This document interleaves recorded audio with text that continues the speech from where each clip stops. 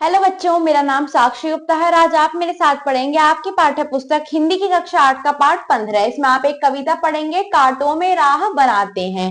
इसकी प्रस्तावना है कि जीवन में आने वाली विघ्न बाधाओं से केवल कायल लोग को ही डर लगता है। साहसी लोग तो उनका सामना दृढ़ता से करते हैं और उन्हें जीत लेते हैं। इसकी परिकल्पना है कि कांटों में राह बनाने से क्या तात्पर्य है। उद्देश्य विघ्न बाधा या विपत्ति का सामना साहस व दृढ़ता से करने हेतु प्रेरित करना। आपको अपने मन से बताना है कि जीवन में श्रम और साहस का क्या महत्व है। आइए चलते हैं आगे। सच है विपत्ति जब आती है कायर को ही दहलाती है। सूरमा नहीं विचलित होते, क्षण एक नहीं धीरज खोते। विघ्नों को गले लगाते हैं, कांटों में राह बनाते हैं। पाठ से बताना है कि आपको विपत्ति आने पर सबसे पहले कौन भयभीत होते हैं? कायर। पत्थर पानी किस प्रकार बन जाता है? मानव जब जोर लगाता है। रोशनी की प्राप्ति किसे नहीं होती, ये हम आगे देखेंगे।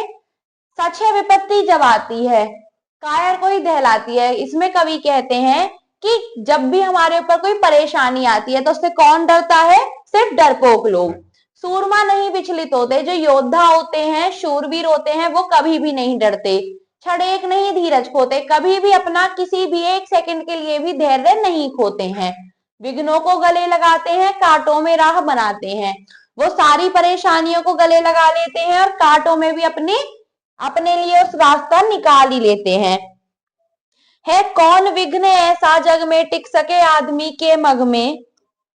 खम ठोक ठेलता है जब नर पर्वत के जाते पांव उखड़। मानव जब जोर लगाता है पत्थर पानी बन जाता है। कवि कहते हैं कौन विघ्न ऐसा है जग में, किस पूरे संसार में ऐसी कौन सी परेशानी है जो आदमी के मग में टिक सके, जो आदमी के सामने टिक सके।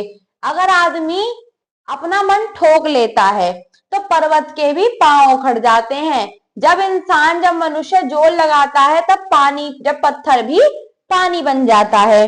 आगे क्या कह रहे हैं कि गुण बड़े एक से एक प्रकार है, छिपे मानवों के भीतर। मेहंदी में जैसे लाली हो, वर्तिका बीज उजियाली हो। बत्ती जो नहीं जलाता है, रोशनी वह नहीं पाता है। कि जो मानव है उनके अंदर एक से एक प्रकार के गुण छिपे हुए हैं। मेहंदी में जैसे लाली होती है, वर्तिका के बीच भी उजियाली होती है। जो बत्ती नहीं जलाएगा वो रोशनी कैसे पाएगा। ये रामधारी सिंह दिनकर द्वारा लिखी कविता है। आइए देखते हैं आगे। शब्द पिटारा है। विपत्ति अर्थात संकट, क्राइसिस, प्रॉब्लम। धीरज धैर्य, पेशेंस, नर आदमी पर्सन। कायर भीरू, डरपोक, वार्ड। विघ्न बाधा, ऑब्स्टेकल्स, प्रॉब्लम। वर्तिका बाती, स्टिग्मा। शूरमा योद्धा, वॉरियर। मग रास्ता, पथ। उजियाली उजाला, ब्राइट लाइट। आइए चलते हैं आगे इस पाठ के अभ्यास पर। इसमें लिखित प्रश्न है, निम्नलिखित प्रश्नों के उत्तर दीजिए। विपत्ति किसके दिल को दहलाती है? कायर के। विघ्नों को गले लगाने और कांटों में राह बनाने से क्या तात्पर्य है? कि परेशानियों का डटकर सामना करना और मुश्किल से भी रास्ता बना लेना। आदमी चाहे तो क्या कर सकता है? पत्थर को पानी बना सकता है।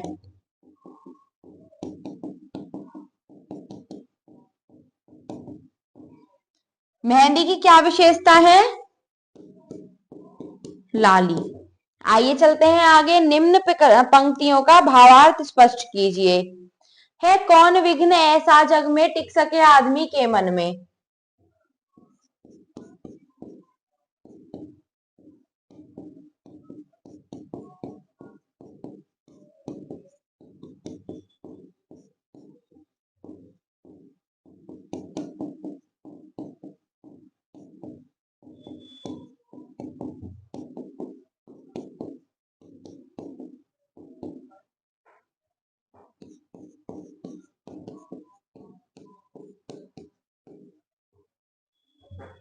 ऐसी कौन सी परेशानी है जो किसी मनुष्य के मन में टिक सकती है।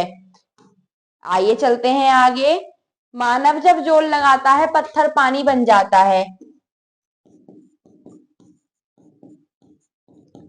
जब मनुष्य प्रयत्न करने लगता है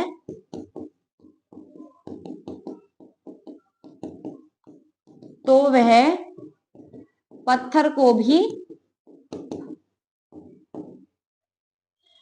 पानी बना देता है।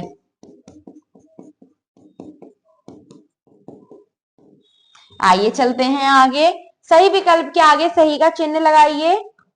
विपत्ति आने पर कौन विचलित नहीं होता? सूरमा। आदमी के खम ठोकने पर किसके पांव खड़ जाते हैं? पर्वत के। मेहंदी में क्या समाहित होता है? लाली। मौखिक प्रश्न है, सूरमा क्या नहीं खोते? सूरमा धीरज नहीं खोते। पर्वत के पांव कब उखड़ते हैं? जब मनुष्य खम ठोक लेता है। पत्थर पानी बन जाता है से क्या आशय है कि अगर मनुष्य चाहे तो किसी भी परेशानी को टाल सकता है। वर्तिका के बीच क्या होता है? वर्तिका के बीच जियाला होता है। आइए चलते हैं व्याकरण पर उचित मिलान कीजिए। कायर, भीरू, डरपोक, विघ्न, बाधा, रुकावट, मग, रास्ता, पथ, पर्वत, पहाड़, गिरी, नर, आदमी, व्यक्ति, पांव, चरण, पैर। आइए चलते हैं आगे। वर्ण विच्छेद कीजिए। जैसे इसमें कायर का किया हुआ है, हमें किसका करना है? सूरमा। से, उ, रे, ए, में, आ, सूरमा। मानव, म, आ, न, अ, व, मानव। पत्थर, प, अ, त, थ, र। रोशनी, र और उसमें ओ की मात्रा, श, न और उसमें बड़ी की मात्रा। आइए चलते हैं आगे। विलोम शब्द लिखिए। विलोम, कायर, शूरमा, भीतर, बाहर, कांटा, फूल, गुड़, अवगुण, आदमी, औरत, रोशनी, अंधेरा। आगे है निम्नलिखित वाक्यों में से उद्देश्य और विधेय अलग अलग करके लिखिए। जैसे इसमें है मनुष्य को, यह है इसका उद्देश्य, और विपत्ति में धैर्य नहीं खोना चाहिए, यह है इसका विधेय है। हमारे अंदर बड़े बड़े गुण छिपे हुए हैं। बालक दूध पीने के लिए चिल्ला रहा है। नदी पश्चिम की ओर बह रही है। रमन ने दीपक जलाकर उजाला किया। इस प्रकार आप इसे लिख लेंगे। आइए देखते हैं आगे कल्पना की कलम से।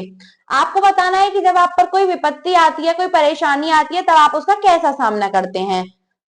आगे है रचनात्मक गतिविधि। इसमें आपको बतानी है, इस कविता का सार अपने शब्दों में लिखना है। रामधारी सिंह दिनकर द्वारा रचित कोई अन्य कविता पढ़नी है और इस कविता से प्रेरणा प्राप्त करके आप क्या करना चाहेंगे और क्यों, ये भी आपको बताना है। आइए चलते हैं आगे। इस सूझबूझ, इस कविता में सूरमा अर्थात साहसी व्यक्ति की क्या क्या विशेषताएं बताई गई हैं। सूरमा कभी भी किसी भी परेशानी में अपना संयम नहीं खोते, धीरज नहीं खोते, विचलित नहीं होते। जीवन मूल्य, बच्चों जीवन में संकट या विपत्ति का आना लाजमी है, क्योंकि जीवन सदा एक समान नहीं होता, इसमें सुख दुख या विपत्ति विपदा तो आती ही है। अतः इनका सामना हिम्मत, साहस व दृढ़ता से करना चाहिए। इनके कारण घबराना या डरना कायरता का सूचक है, अतः ये कायर को ही डराती हैं, हिम्मत वालों को नहीं। इसके लिए हिम्मत वाले बनकर इनका सामना कीजिए। क्या आप पर कभी कोई विपत्ति आई है? आपने उसे कैसे जीता, ये आपको बताना है। आगे है कड़ी जोड़ो। इसमें आपको नीचे दी गई जगह में से किसी एक पर्वत का चित्र चिपकाकर उसकी विशेषता लिखनी है।